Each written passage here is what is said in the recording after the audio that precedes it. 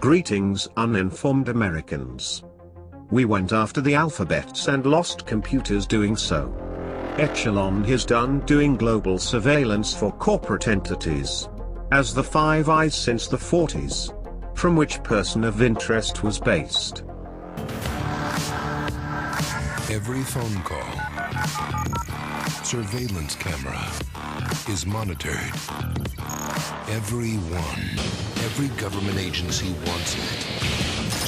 What's Echelon? It's NSA Central Computer. The Special Collection Service, or F6, breaks in and physically bugs all embassies. With amazing equipment.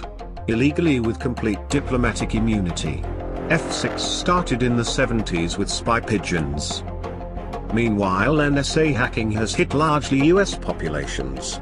Gaining root access with worms like Blue Doom for rapid virus dispersion, ransomware like WannaCrypt for economic espionage programs like GoldenEye.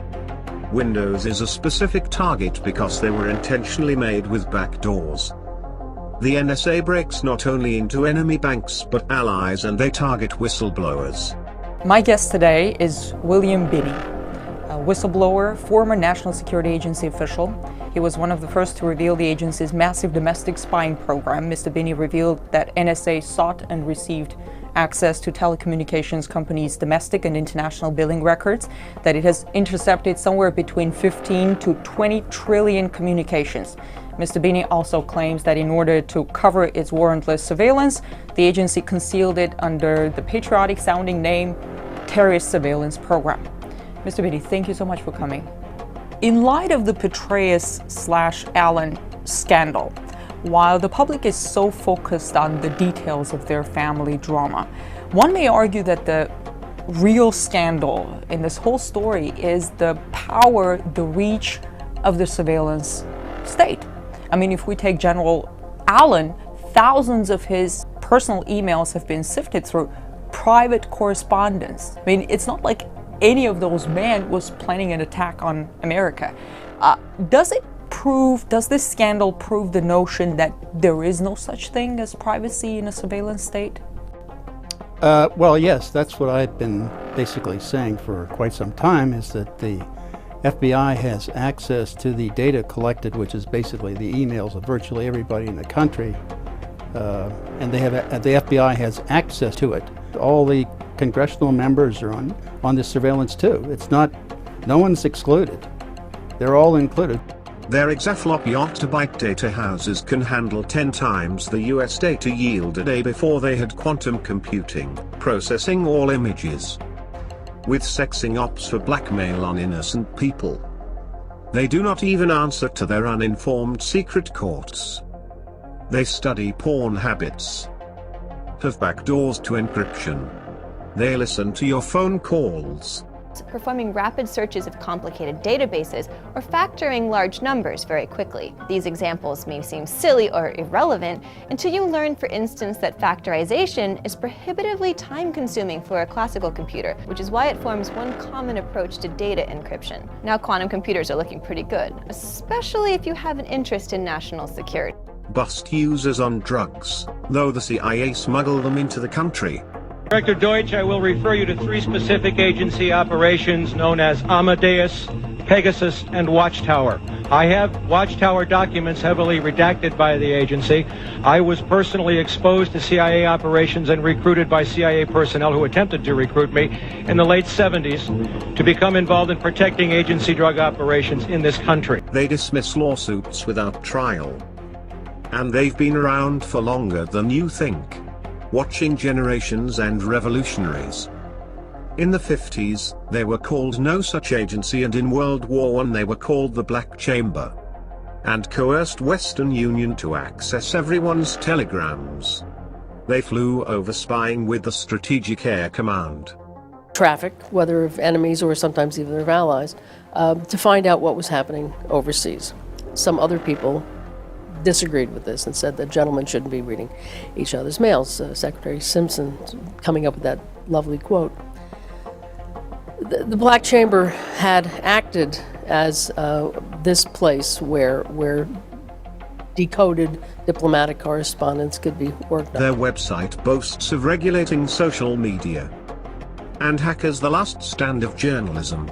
They have total control over signal intelligence, and signals are not considered property, so may be intercepted legally.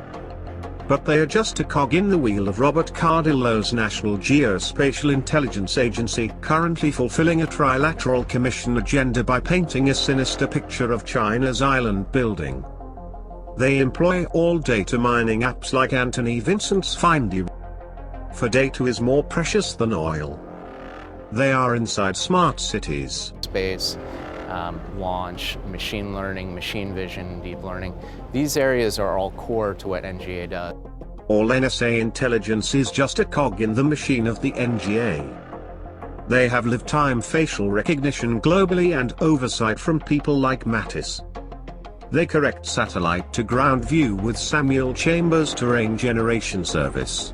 Geospatial intelligence or joint can watch your whole life in moments and replay any scene of interest.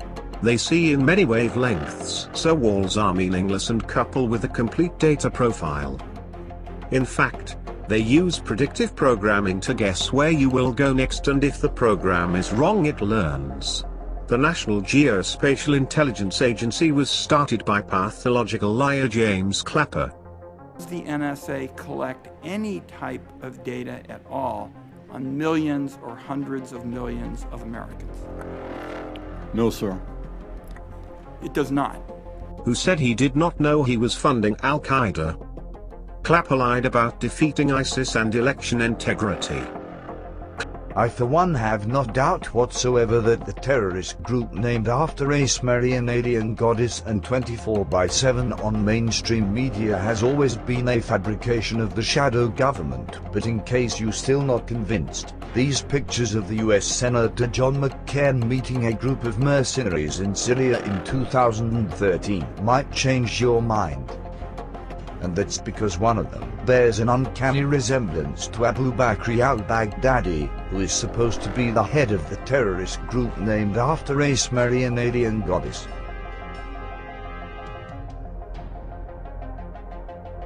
According to several sources on the internet, unverified documents released by the former CIA double agent Edward Snowden, and supposedly in possession of various outlets of the US mainstream media, reveal that Abu Bakr al-Baghdadi is not only highly trained by MOSSAD and the CIA, but also that the whole ISIS operation is a joint of the US, Israeli and British intelligence, what would explain how American supplies and weapons allegedly destined to the Syrian and Turkish resistance ended up in the hands of ISIS militias.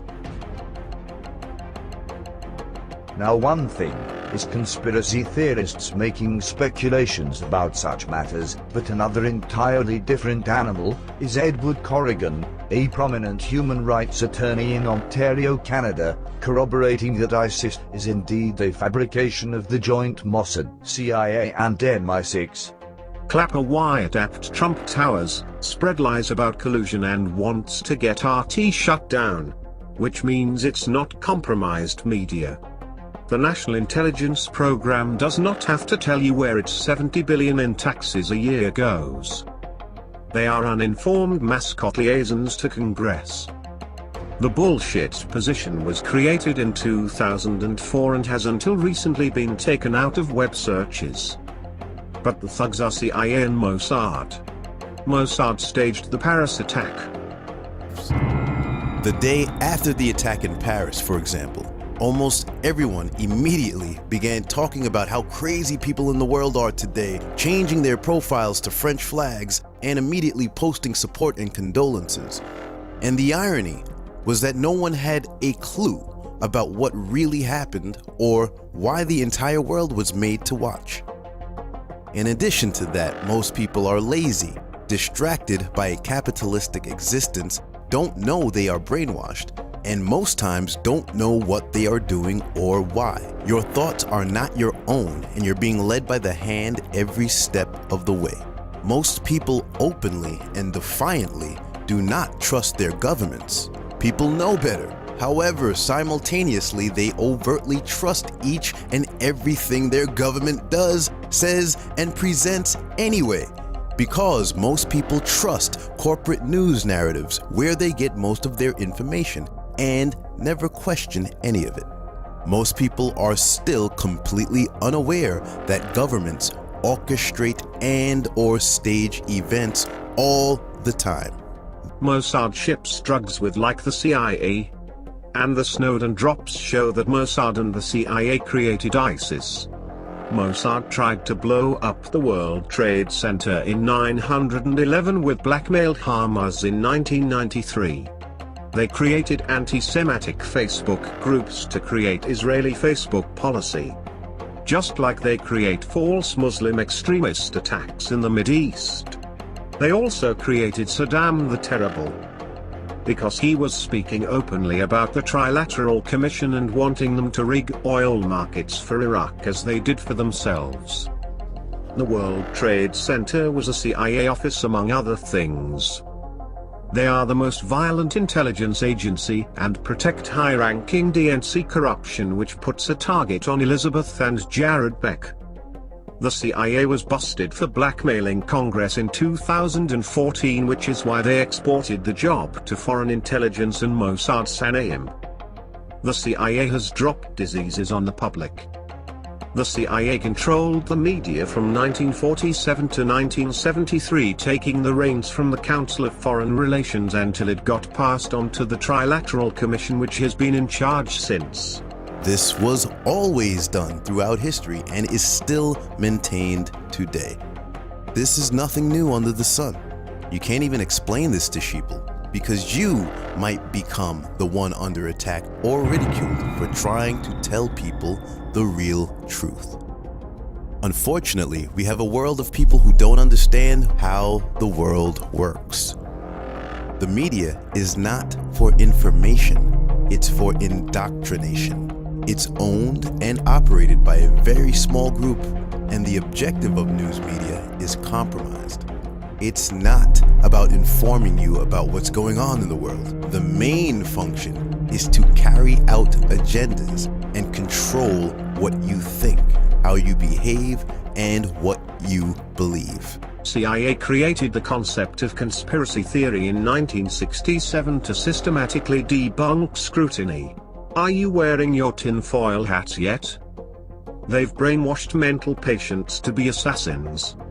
Sold weapons to all our Mideastern enemies. They killed for companies like 200,000 Guatemalans for the United Fruit Company. They installed the Ayatollah to hold Americans hostage so they could take leverage 40% of Iran's oil profits. And in illicit programs like ISIS with cocaine and heroin shipped to the US. Through weapons and drugs, they fund themselves and take the lion's share of the intelligence funding, not for terrorism but for surveillance to watch your YouTube and chat rooms. Robert Gates as CIA and Secretary of Defense sold weapons to Osama bin Laden. Sold cluster bombs and biological weapons to Saddam Hussein. Cooked the books to sell weapons to Iran to buy drugs from the Contras. Gates created false documents of Russian threat. Called Snowden a traitor and demanded companies not provide the public encryption. Snowden. Traitor.